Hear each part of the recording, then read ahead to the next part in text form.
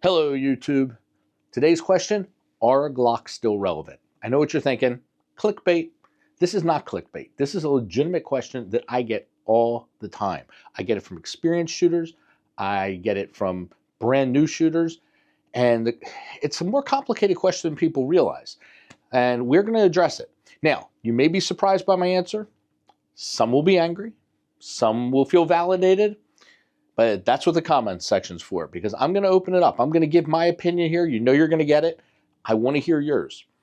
So get ready for this heated topic. I'm Dr. Tactical, and the doctor will see you now.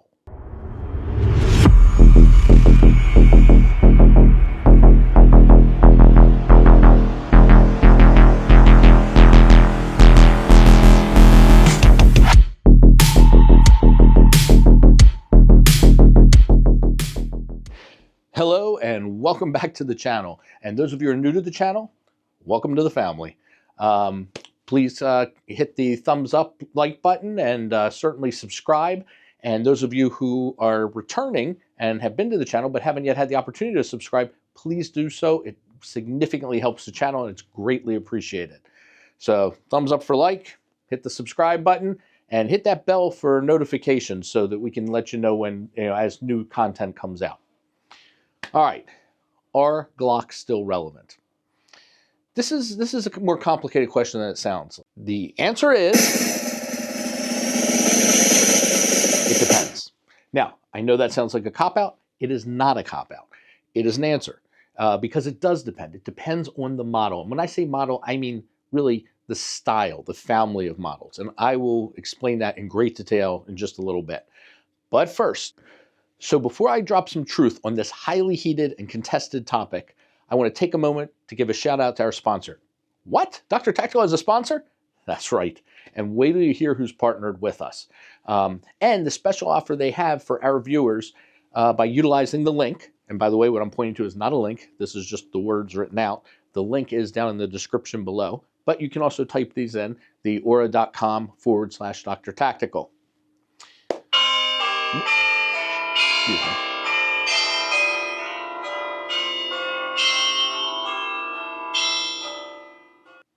Hello? Yeah, could you hold on a second? I am so sorry. I have to take this. Truth is, I've been kind of lonely lately. I get so few phone calls and so many less emails ever since I signed up with Aura and they started to protect my personal information. They took me off of all the spam call lists and the email lists. And it's almost as if nobody cares about my car warranty anymore. And the Nigerian royalty that desperately needed my help to help navigate all these complex financial waters they were in, they seem to have no use for me anymore either. No emails from them. You see, Aura blocks the sale of your personal information to and from data brokers who happily sell our personal information to spammers and scammers. And here's the deal. If you're watching this channel, I can make a few assumptions about you. One is, you obviously know great entertainment when you say it. Two, you value your safety and that of your loved ones. Three, you go on the internet and spend time in the cyber world. We are all at risk. Right now, our personal information is out there, available to anyone willing to pay for it. Data brokers sell our information to scammers, spammers, and anyone else who might want to target us. Our full names, email addresses, home addresses, and even health records, it's all exposed. It's like walking around with a target on your back and not knowing who might be aiming at you. That's why I've been using Aura, the sponsor of today's video. The same way we rely on firearms to protect ourselves in the physical world, Aura provides that same level of protection in cyberspace, where our guns are useless. Aura shows me which data brokers are selling my information and automatically submits opt-out requests on my behalf. By cleaning up my digital footprint, I'm not only reducing the amount of spam I receive, but also protecting myself from hackers who could use this information to gain access to my social media accounts, bank accounts, and other sensitive information. Okay. Excuse me, hold on just 1 second. Hey, listen, I'm gonna have to call you after I'm done. Yeah, I'm done shooting a video. Yeah, I'm actually shooting the video right now. Yes, they know to give the thumbs up, to show that they like the video. Uh-huh. They understand the importance of subscribing. Yes, they get it that by subscribing, they actually help all gun channels, all gun content. Yeah, all the Second Amendment stuff. Yeah, they understand that. Yes, they know to hit the bell to get notified. Ooh, good point. I did not mention that YouTube's kind of sketchy with the way they handle that. And sometimes they don't notify people. But if they go on our Facebook page, which is listed down in the description center, there's a link for that. They can go ahead and like or friend us there, and they'll get to see things as soon as we post them. Yeah, I put them up on the Facebook page right away. Okay. Anyway, listen, thanks. I appreciate that one. I'm going to have to call you back. Okay, Mom. Yes, Mom. I love you. I'll talk to you in a little bit. Bye. Okay. Sorry about that. Anyway, the bottom line is, like you, I want to do the best I can to protect myself and my family. And when it comes to the cyber world, it's kind of a no-brainer. Aura all day long. And right now, if you go to Aura, this is our link, Aura/DoctorTactical. It's down in the description below. There's a link to it. You can sign up and get your first 2 weeks for free and see how you like it. So far, I got to tell you, I am thrilled. And it's amazing how much more free time I have now that I don't get these calls, and how my emails have sort of shrunk up a bit. All right. Are Glocks still relevant? Or are they passé? My answer, as I said, is it depends. And what I mean by that is it depends on the style, the models that fall under certain styles. So, for example, let's take here let's take my Glock 34. This is my first competition gun. I love this gun. It feels great. It's fun to shoot. And you know what? I haven't shot this gun in years. The optic's dead. Haven't changed the battery in years. It's a great gun, and I don't plan on selling it. I don't plan on getting rid of it. But you know, it's hard.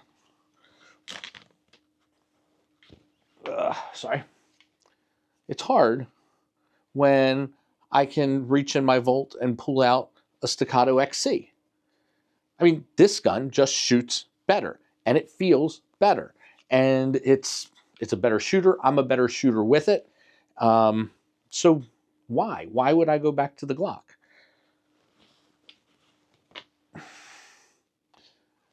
Same thing for my CZ Shadow 2 Orange. Again, why would I choose the Glock 34 over this? Now, this is a gun I compete with currently in the USPSA in production. So I love this gun. And it's just shoots better than the Glock. I mean, you can argue all you want, but at the end of the day, this trigger is better than the Glock's trigger. The Staccato's trigger is certainly better than the Glock's trigger. But yet, I said I would never get rid of that Glock. Why? There's something still relevant about it. We'll get to it.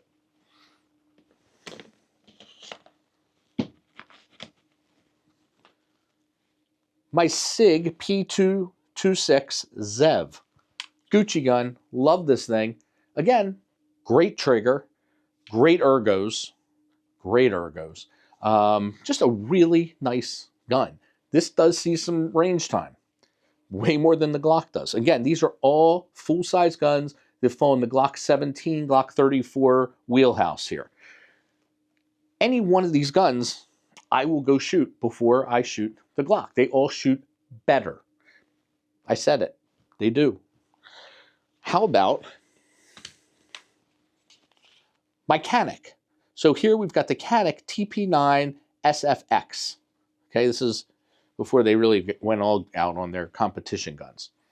So here we have a lower priced, a lower priced gun in the same size category as the Glock 17, Glock 34. I was going to say arguably a better trigger, but definitely a better trigger. This is basically a copy of Walther's trigger. Oh, I didn't bring my Walther up here. All right, well, that's okay. So Here we've got a gun that I would say is on par or even a little better, perhaps, of the Glock 34 or 17. I'm sort of using 34 and 17 interchangeably.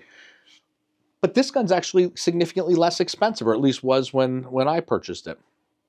Why in the world would somebody buy a Glock 34 or a Glock 17 when something like this is available? We'll get to it. Glock 19, most ubiquitous gun ever created. So says me. As far as I can tell, this gun is, it's just been everywhere. It's been in the military, it's been in police holsters, it's been concealed, it's just been all over the place. Great gun, reliable gun. Love this gun. And my favorite color, green. So lots of plus. Oh, and my boy Max. I don't know how well you can see this. He put a back plate on here with my emblem for my barbecue grill. Thank you, Max. Love you. Anyway, this gun's phenomenal. Love this gun. I use it to, I do shoot this occasionally, but rarely, because if I'm going out, usually, I don't conceal it very often. Usually, I'll take out my Staccato CS. Same basic size, much better shooter. Much, much, much better shooter. No question, better trigger. You can argue all you want, but at the end of the day, the trigger on the XC, I'm sorry, the XC, well, yeah, on the XC, but on the CS is better than the trigger on the 19.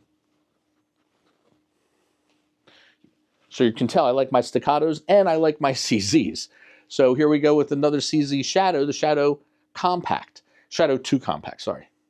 There is no Shadow 1 Compact that I'm aware of, by the way. Let me just get that. Okay. So this is a great gun. Double action, single action. Again, all guns have been safety checked and cleared. So double action, single action, very safe to carry.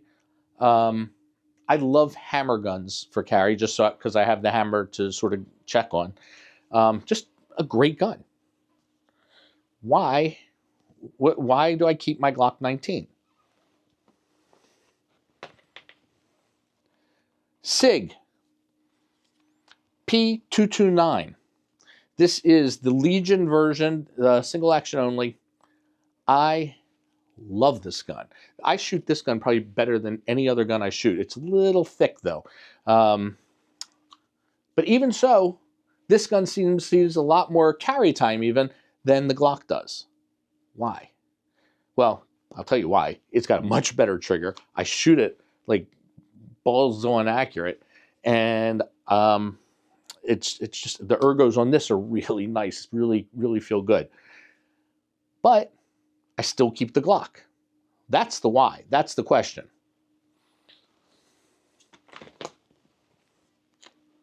Walther Q4 steel frame SF. Love this gun. Heavy, chunk. It's the steel frame. It's weighty. Same size as the Glock 19, pretty much. That beautiful Walther trigger. Just a great gun. Feels phenomenal in the hand. This is, you got to have the right holster for it, but this is a fun gun to carry. I say often, this is like carrying a Rolex. You just can tell. You can just feel how well made this gun is. So, again, I would choose this over the Glock 19 pretty much for anything except for if I were going swimming or something, because this thing will bring you straight down. And the Canic. Here we've got the Canic. Which one is this? The TP9. This is just the SF Elite. So this is in the same size category as the Glock 19. And again, you've got a copy of the Walther trigger, which is really nice. And you have a much less expensive price. So, why? Why would you get the Glock? What's the benefit to having a Glock? All right. Glock 26. This is actually a Glock 27, but representing the Glock 26. Same gun, just Glock 26 is a 9mm. All the guns I'm showing you right now are 9mm since we're just trying to stay consistent here. This happens to be a 40 Smith & Wesson. It's a Glock 27. You can change the barrel. Poof, it's a 26. Anyway, Glock 26. This was Glock's intro into the concealed carry market, and it is a much smaller gun than the Glock 19. It's still really chunky, takes a fat magazine that holds 10 rounds, and it's still, I would say this is relevant, and I'm keeping it, and I never, ever, ever carry it, and I hardly ever take it to the range. So why in the hell am I holding on to my Glock 34, holding on to my Glock 19, holding on to my Glock 27 and 26? Why? Well, why would I carry them when I can get a P365? P365 holds 10 rounds or 12 rounds, depending on your magazine. But let's stay with flush, because the Glock can hold as many rounds as the magazine can hold. It can hold, all of its big brothers, the Glock 17, which holds 17 rounds. By coincidence, has nothing to do with the name. But that magazine will fit into that Glock 26. So here you have a Glock 26 that flush holds 10 rounds, but you can put in a larger magazine that will hold 17 rounds. And then, of course, they've got fun sticks, which go up to 30 plus rounds. All right, Glock 365, you go up to 17 rounds, depending on the magazine size. But the important thing is, this is a much, much smaller package. I mean, when you look at these two guns just in width, it's so much more pleasant. This is a carry gun. This is concealed. This melts away. There's a lot of pluses to this. Now, there have been a lot of copycats to this. You've got your Hellcats, etc., lots of them. But the point is, why is there still relevance to the Glock 27? So here's the thing. All of these guns that I'm showing you, when I talk about the families or categories, these are all double stack categories that we're going through. Now, there's other ones too, and you can start getting into other calibers, and they've all been around for a while, and they're all great guns, and they're all relevant. What I don't think is relevant anymore is the Glock 43, the Glock 43X, the 48. In fact, I would go so far as to say they were never relevant, because people begged Glock to make a thin carry gun, and they thumbed their nose at everybody. And then what happened was SIG came on with the P365 and blew us away. I mean, the magazine in that thing is a freaking clown car. It's ridiculous how many rounds you can fit in that little tiny magazine compared to the chunk magazines that that the Glock 26 holds. So SIG comes on with these single stacks that hold like 6 rounds, and then they extend that. What's the point? And those are Johnny-come-latelys. So I don't really see the benefit to those guns. The reason that these double stacks are relevant, and the reason they will stay relevant, is because they have been ubiquitous. They've had their time in the sun, and they have been everywhere. Everybody makes aftermarket parts for them.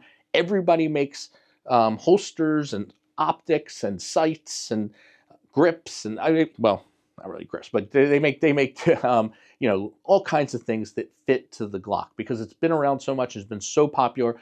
You can always get springs and barrels and all kinds of things to upgrade and change. Get the cool plate on the back with Max may make you a thing of my barbecue grill. Anyway, the point is that as gun people, I don't consider myself a prepper. You know what I'm talking about. The guys who are sort of end of the world guys. I don't really put myself in that category, although I really do want to go off the grid and I really do understand it. But you know what? I'm kind of a prepper. I don't realize it, but when I hear myself talk sometimes, I think about things. I think about what happens if the rule of law is gone, if there's, so we've seen things happen, and it's really not that far-fetched. So the problem is, if things become hard to get, it's going to be a lot easier to find parts and to fix and to attach to your Glock than pretty much any other gun out there. All these Gucci guns that I just showed you, they're awesome. And it's kind of like when my friend who had a Saab had an accident, and it took like 4.5 months to get a part in. You know, they're great to shoot and they're great while they work, but life happens, things happen, and in a shit hits the fan kind of situation, when it's really hard to get parts and get things, or say certain things start to get banned. It could happen. That's a very realistic concern these days. Well, you'll always be able to get, most likely, a lot of the parts for those Glocks, the ones that have been around for a while. Not the new Johnny-come-latelys. Those have their own set of holsters and parts and stuff, and they're not really interchangeable, to my knowledge, with their big brothers. So those, yes, they're useless. They're passé. That's what I'm saying. I know it's pissing people off, but look, those of you who love your Glocks and you want to carry your Glock 43 or your Glock 43X or your 48, God love you. Get out there and get yourself that Glock 43, 43X, or 48. Make yourself happy. You've got less rounds, but if you're used to that, that's your trigger, that's your brand, and you love it. Look, Glock's a great brand, and I'm not knocking it. I'm just saying there's stuff that's better. But if that's your comfort level and that's what makes you happy, it's America. Go get what you want to. You don't have to do what I'm saying. I'm just trying to let you know what I think to answer that question regarding relevance. I think these bad boys will always be relevant, and that Glock 34 will always be relevant.